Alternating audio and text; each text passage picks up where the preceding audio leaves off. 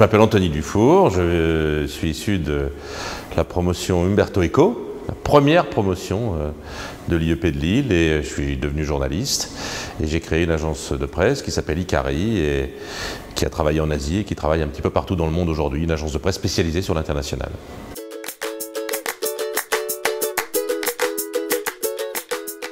C'était des études qui étaient très différentes de ce que les étudiants peuvent faire aujourd'hui, parce que nous c'était en 3 ans, donc c'était des études assez courtes finalement.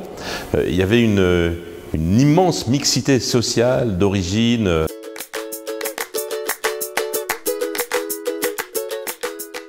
J'avais été journaliste quand j'étais lycéen, j'étais toujours journaliste quand j'étais étudiant ici à l'IEP, je continuais le journalisme, je travaillais notamment le week-end, tous les week-ends à La Voix du Nord, j'étais en contrat avec eux. Et puis le jour où j'ai été diplômé, je me suis dit bon bah, maintenant il faut trouver un travail, parce que c'est plus pareil, donc je suis rentré dans la fonction publique. Ça a duré 7 mois et par chance le journalisme est venu me retirer par la manche. Il y a une télévision qui avait besoin de quelqu'un dans la région m'a appelé et j'ai pris conscience que ces quelques années de ce service public n'étaient pas forcément ce qui me correspondait le mieux, et je suis reparti dans le journalisme.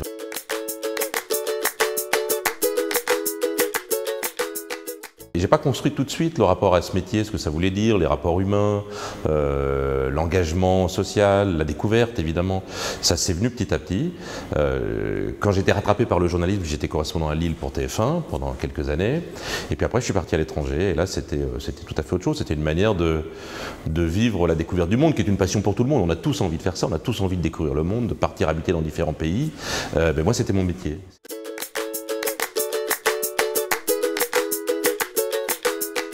J'ai créé une agence de presse qui emploie des journalistes et qui a des bureaux dans différents endroits du monde, qui est avant tout en Asie, puisque c'est là que j'ai passé 13 années de journalisme. Donc on a un très fort tropisme asiatique en Asie de l'Est, Pékin, Tokyo et Séoul. Et donc on fait des reportages pour la télévision essentiellement, mais de plus en plus pour Internet et pour les nouveaux médias, pour des reportages et des documentaires pour expliquer ce que c'est l'Asie. Alors ça va du reportage géopolitique, diplomatique, un petit peu compliqué. Là je viens de faire quelque chose sur Kim Jong-un par exemple, pour expliquer qui est ce dictateur insensé dont on a des images rigolotes mais dont on ne connaît pas grand chose. Mais on fait aussi de la découverte, de l'humain, du social, de l'économique. C'est de comprendre ce qui résonne justement là-dessus. C'est d'essayer de comprendre comment on peut expliquer le monde avec des mots simples et qui vont intéresser mes enfants, mes parents, mes voisins et les gens que je côtoie tous les jours. Mon travail c'est ça, c'est de réaliser moi-même des films, des reportages et de provoquer chez nos clients, qui sont les chaînes de télévision, l'envie de parler de tel ou tel sujet, de tel ou tel phénomène de société qui se passe peut-être très loin, mais qui a peut-être une résonance ou des impacts qu'on peut considérer.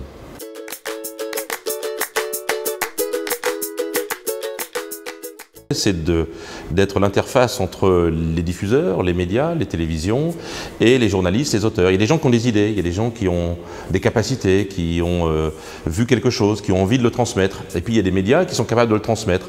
Et bien au milieu, il faut faire l'interface, il faut construire avec les auteurs ou avec les journalistes leur projet, être capable de lui donner un aspect intéressant pour un média, et puis convaincre le média que c'est ce projet-là qu'il faut faire.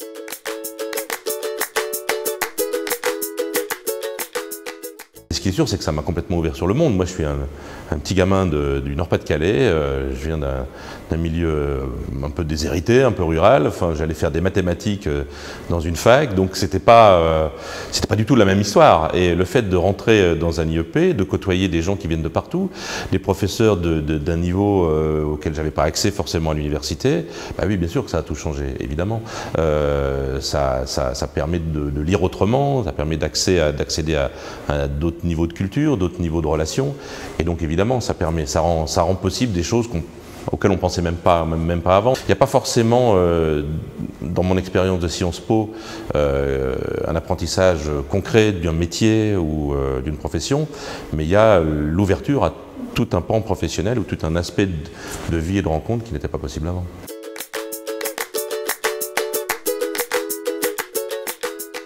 Je pense que les expériences comptent au moins autant que le diplôme. En étant à Sciences Po, on est déjà un excellent étudiant. On a déjà derrière soi quelques lignes de CV qui rassurent un employeur potentiel. En revanche, ce qui va changer, c'est l'engagement. C'est qu'est-ce qu'on est capable de porter comme émotion, comme idée, comme inventivité, comme créativité, comme énergie.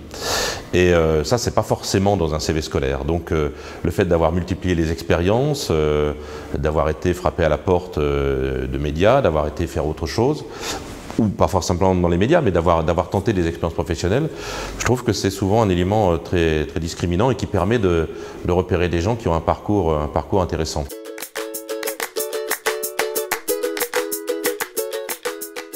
Moi, ce qui me marque encore beaucoup aujourd'hui, c'est les contacts que j'ai avec les anciens. Et d'ailleurs, c'est beaucoup plus peut-être que quelques années après les études, on s'est tous un peu éparpillés à travers le monde. Et aujourd'hui, on se retrouve beaucoup. Moi, la plupart de mes contacts professionnels sont aujourd'hui des anciens de cette promotion-là. Ce n'est pas quelque chose à laquelle je m'attendais forcément.